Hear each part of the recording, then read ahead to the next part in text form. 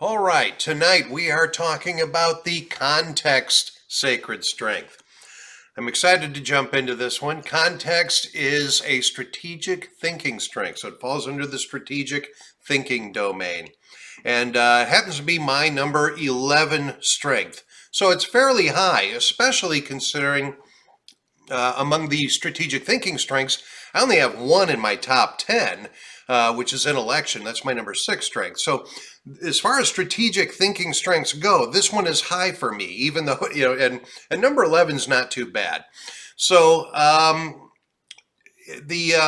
now for Kim, it's actually, context is actually in her bottom 5. It's in one of her shadow strengths. I believe it's her number 31.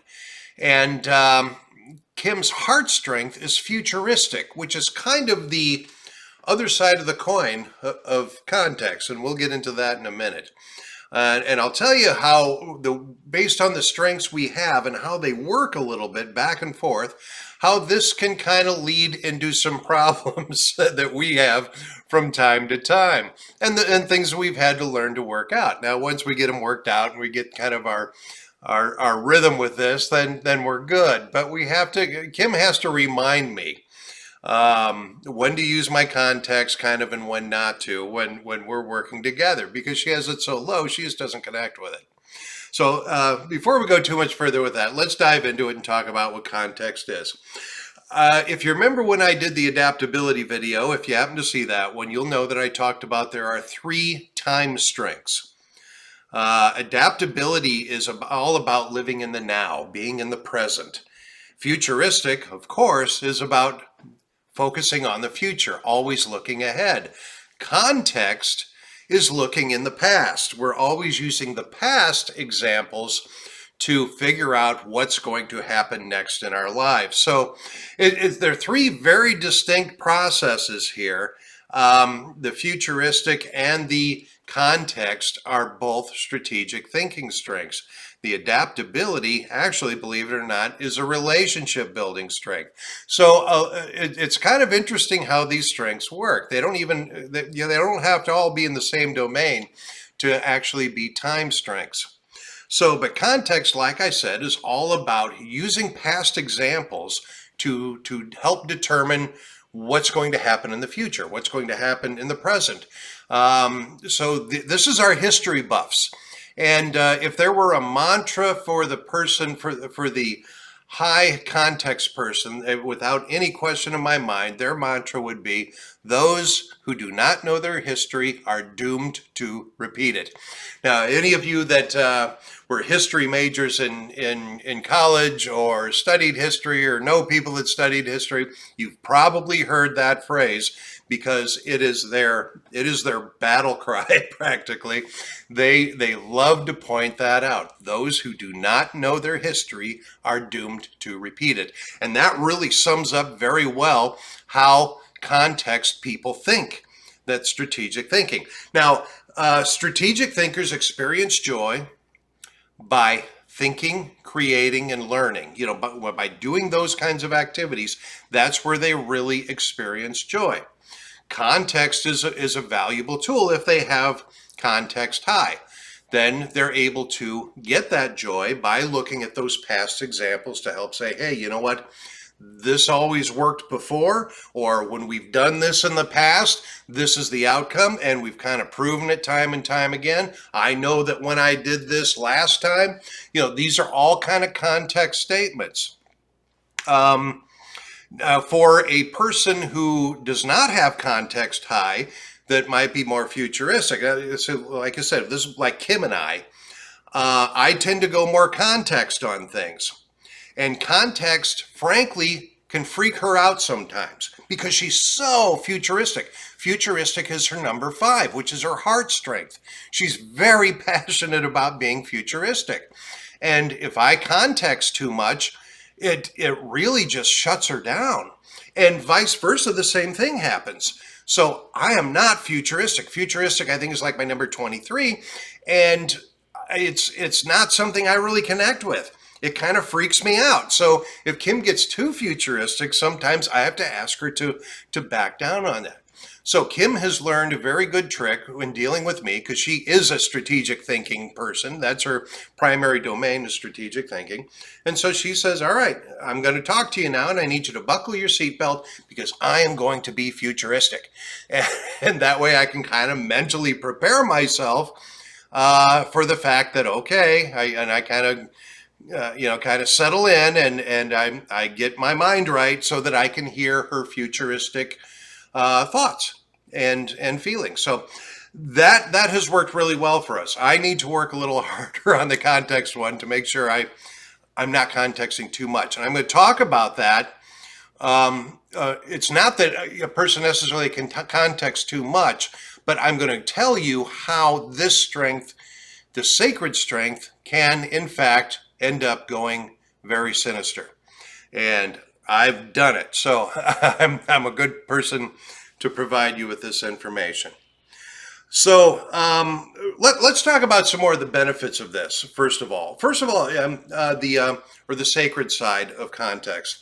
What I like about context is that it's almost kind of like the analytical strength in that it's kind of proven. It's kind of, if you've got multiple examples, if you're holding a ball in the air and you drop it, and your brain is going to tell you, hey, guess what? The last 100 times I've done that, that ball has fallen to the ground. It's probably going to keep doing that. Okay. Now that's a very obviously over the top example or overly simplistic example, but that's the concept of it. People who have done things over and over again or experience things over and over again, they have some pretty good insight into what's going to happen next. This context people are able to say, if it looks like a duck and it quacks like a duck, it's probably a duck. And that serves them well. That does serve them very well. So let's talk a little bit about how this strength can go a little bit sinister. By being too much context, I think the obvious thing we need to look at is the possibility that we're focusing too much on past examples. We're not as open to changing things going forward. And so if we can end up being pessimistic, if we end up being a pessimistic person or not very confident in something, we can create these self-fulfilling prophecies by being somewhat negative context. So we got to be very careful of that. And that is especially harmful when we're doing that in front of or to someone who is not high context, someone who might be more adaptability or futuristic. That is going to be a very strong pain point for them. They're going to really struggle with you doing that. So if you have high context, make sure you stay out of the kind of the fear zone, I guess I would say, that chronic fear of, oh, this has never worked out before. This has never turned out my way. I've never been able to succeed at this because I've never been able to, this has never worked. You have to stay out of that mindset when you're dealing with context, because if you do that, there's not much more sinister than that. You're going to affect yourself and everyone around you. You're going to create that self-fulfilling prophecy of fear and failure, and nobody needs that. So how do we use context in a more healthy way? How do we use it in a more sacred way? We can use those examples and say, you know what? This has happened numerous times. I have tried to do this and it hasn't worked. But that's where we need to shift gears. In the past, this hasn't worked. But this time, we're going to do something a little bit different. This time, I'm going to change it up a bit. And so if we're able, remember, this is a strategic thinking strength. So it's not meant to be a roadblock. It's meant to be a guidepost through this process of getting to whatever it is we're trying to think learn, build, create. That's what this strength is for. If we let it stop us from learning, if you let it stop us from creating, that's when this gets very sinister. And so we got to make sure we put that but in there. Yes, we may try something 10 times, but the 11th time, when we change it up a little bit, or maybe we're with different people this time, maybe we're in a different environment, maybe we've learned a little bit more, maybe we're a little bit older and wiser. We have to keep all these ideas, that is what we need to be focusing on. Use the context to learn what to change going forward, not where to get stuck. Okay, I think really that's probably about the best way I can say it. This is kind of a simple strength. It's not really complicated. I don't think I need to go in much more depth than what I have here. So I think I'm going to leave it here. Thank you so much for tuning in, and I look forward to seeing you on the next strength. And until then, remember, inspiration starts here.